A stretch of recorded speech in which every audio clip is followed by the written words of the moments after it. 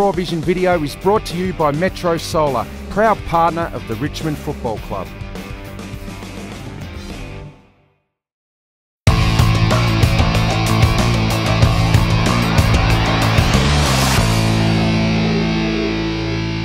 G'day Tiger fans, welcome to the Spotlight on round 21, brought to you by Metro Solar. The Tigers take on traditional rivals, the Pies, at the MCG on Saturday afternoon. We don't do that very often these days, and as always I'm joined by assistant coach Brendon Lade. Lady, the games are just getting bigger and bigger and we just have to keep winning, don't we? Yeah, that's right. We still haven't shored up our spot in the 8 yet, so for us it's about winning as many games as we can, and starts this week against Collingwood, that's for sure. And they're actually probably playing better than their form line suggests, I reckon, the Pies. I think the last 8 weeks they've lost 7, but a lot of those games have been 1 or 2 goals, and they've had a lot of shots at goal. So we're definitely not taking them easily. They're playing some really good football, and we need to be our best on Saturday Arvo to beat them. Well, before we get into it, I wouldn't mind you having a word on Chris Newman, who announced his retirement this week. Absolute doyen of the club, knew he's been around for a long time and was a really good skipper through a difficult period. Yeah, I think he was skipper as we got here to Richmond 6 years ago. So I've known Newey for 6 years, and what he's brought to this club, his heart and soul, brought our jumper philosophy to the club as well. Really big leader. So for him to bow out, it gives someone an opportunity, like he says, but also it's going to leave a big hole in our club, that's for sure. Yeah, it certainly is. We hope the boys can really show Newey some respect over the next month or so. Let's have a look at the team for this week, and there's a massive in for the Tigers. Shane Edwards, who's been out with that broken leg, comes back in. He's a massive in for us. Yeah, really excited to get Shane back. Adds to our forward line, gives us that speed up forward and those shots at goal, but also the ability to go in the midfield, which is something we've been lacking, I suppose, a little bit from our half forwards. So we look forward to him coming back and playing well. Do you have to be careful with how much he goes on ball with, soft tissue injuries? Yeah, a little bit, but he's been up and running for 2 or 3 weeks now, so he's been running flat out. So he'll go on ball, end up forward, and hopefully cause a bit of havoc for him. Yeah, great to see Shane back. Let's have a look at the Daycore matchups for this week, and I think they're actually the same as what we had a look at in round 7, Lady, but I think it is where the game can be won and lost. Nathan Brown's out suspended for a week, so I think Jack will get Frost again, and he kicked 4 on him in round 7, so he can get the job done against Frost. Yeah, and Jack played really well that game, and Frost has been in great form. He's probably their leading defender at the moment, with Brown especially being out. It's where they put Ben Reid back, but at the moment, his form's been very good, and Jack will be playing well to beat him. Yeah, it's going to be a good matchup. Down the other end of the ground, Travis Cloke, second game back from that calf injury. Didn't have a big game last week against Sydney, but you'd reckon second game back he'll be up and going a bit more.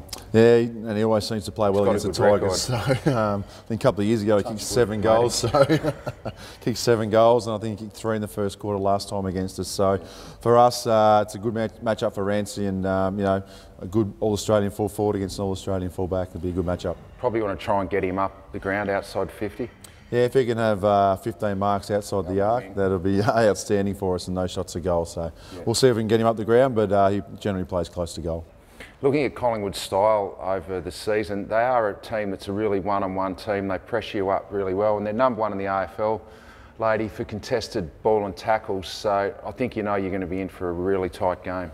Yeah, it's been 2 stats they've been very good at all year, and they've played a lot of young kids as well. So to have those kids come in and do what they do consistently is a credit to them. And for us, we were really good in this area last week. A couple of weeks ago against the Crows, we were poor, but it'll be a finals-like game inside, and we need to be on our game to get over the line. I think Richmond, we've been at least plus 20 in contested ball 3 out of the last 4 games. Yeah. So our form's pretty good there as well. Yeah, we got some good players in there. Miles, Cochin, Martin, Thomas come in on the weekend. Yeah. Kane Lambert's been a bit of a surprise. So for us, it's been it's been good area for us, and something we have to do well on the weekend.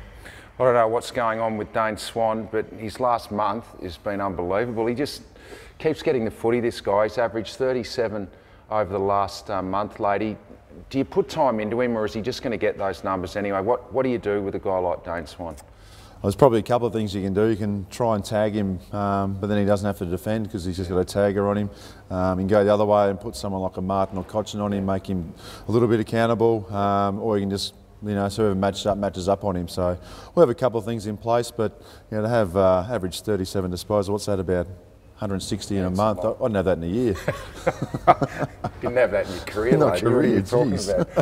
You don't pump yourself up too much there, mate. You mentioned Kane Lambert before. I reckon he's been a revelation. Have you been surprised by the impact he's had in his first year of AFL footy? Yes and no. He had all the attributes to be a very good AFL player, and probably the only thing that everyone questioned was his size. Yeah. But he runs really well. He's pretty tough inside.